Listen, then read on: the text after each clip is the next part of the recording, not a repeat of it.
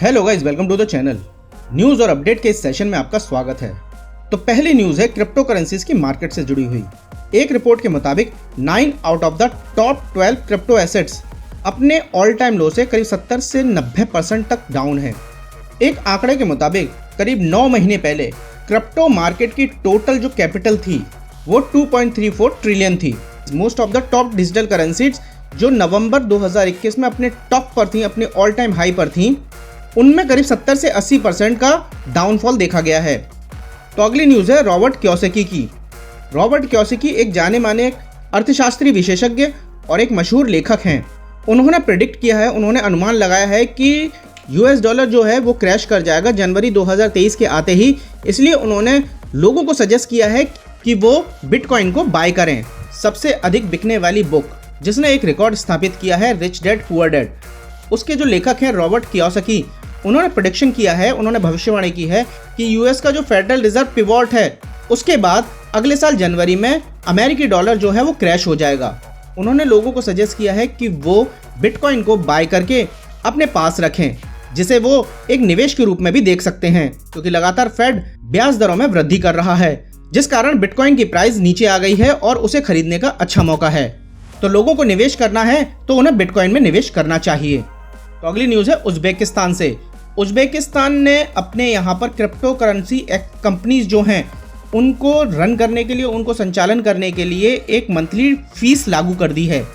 एक रिपोर्ट के मुताबिक उज्बेकिस्तान ने क्रिप्टो फर्म पर state law new legislation propose किया है उनकी रेगुलेटरी के द्वारा, जिसमें कहा गया है कि उनकी व्यापारिक गतिविधियों के आधार पर ये जो शुल्क हैं वो अलग अलग हो सकते हैं और डिजिटल एसेट्स एक्सचेंज जो हैं, जो क्रिप्टो के मामले को डील करते हैं, उनसे जो फीस प्रति माह चार्ज की जाएगी वो $11,000 तक पहुंच सकती है।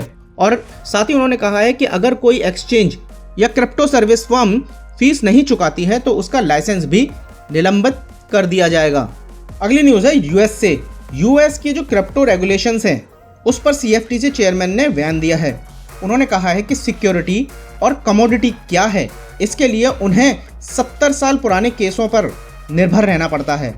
कमोडिटी फ्यूचर ट्रेडिंग कमीशन यानी CFTC के जो अध्यक्ष हैं, जो प्रेसिडेंट हैं, उनका कहना है कि उनकी एजेंसी और सिक्योरिटी एक्सचेंज कमीशन यानी SEC, इन दोनों को सिक्योरिटी या कमोडिटी क्या है ये निर्धारित करने के लिए 70 साल पुराने केस लॉज पर निर्भर रहना पड़ता है। उन्होंने जोर देकर कहा है कि SEC और CFTC क्रिप्टो स्पेस को विनियमित करने के लिए मिलकर काम कर रहे हैं और एक दूसरे का सहयोग कर रहे हैं। तो अगली न्यूज़ है यूके से। यूके के लॉ रेगुलेटर्स द्वारा कहा गया है कि क्रिप्टो फर्म्स उनके बनाए गए जो क्रिप्टो के लिए सख्त नियम बनाए हैं उससे उन्हें कोई फर्क नहीं पड़ेगा, क्योंकि वो जानते हैं कि ये जो नियम बनाए गए हैं ये उनके और उनके निवेशकों के लिए, उनके भविष्य के लिए अच्छे हैं। ब्रिटेन की टॉप फाइनेंशियल कंडक्ट अथॉरिटी यानी FCA के एक टॉप अधिकारी के द्वारा कहा गया है कि पहली बार फाइनेंशियल रेगुलेशंस को पूरा करने में विफल रहने के बाद भी कई क्रिप्टो फर्म यूके में ऐसे हैं जो अपने कामकाज के लिए वहां पर लाइसेंस मांग रहे हैं। रेगुलेटर्स द्वारा कुछ रेगुलेशंस ऐसे लगाए गए हैं जो क्रिप्टो फर्म्स के लिए फैमिलियर नहीं हैं, इसीलिए वहां के रेगुलेटर्स कह रहे हैं कि वो जानते हैं कि हम उनके पास जो रेगुलेशंस की जो प्रणाली है, जो नियम हैं, वो एक अच्छे हैं और क्रिप्टो फर्म्स और निवेशकों के लिए फ़ायदेमंद हैं। साथ ही उन्होंने कहा कि अगर ये क्रिप्टो फर्म उनके बनाए नियमों को पूरा करते हैं, जो दुनिया भर में लागू होने वाले उनके महत्वपूर्ण अधिकारों को पूर्ण करते हैं, वो लोगों के लिए बेनिफिशियल साबित होंगे। तो गाइज, आज के न्यूज़ और अपडेट में इतना ही। न्यूज़ और अपडेट के सेशन में कोई सुझाव और सजेशन हो तो हमें कमेंट सेक्शन में ज़रूर बताएं।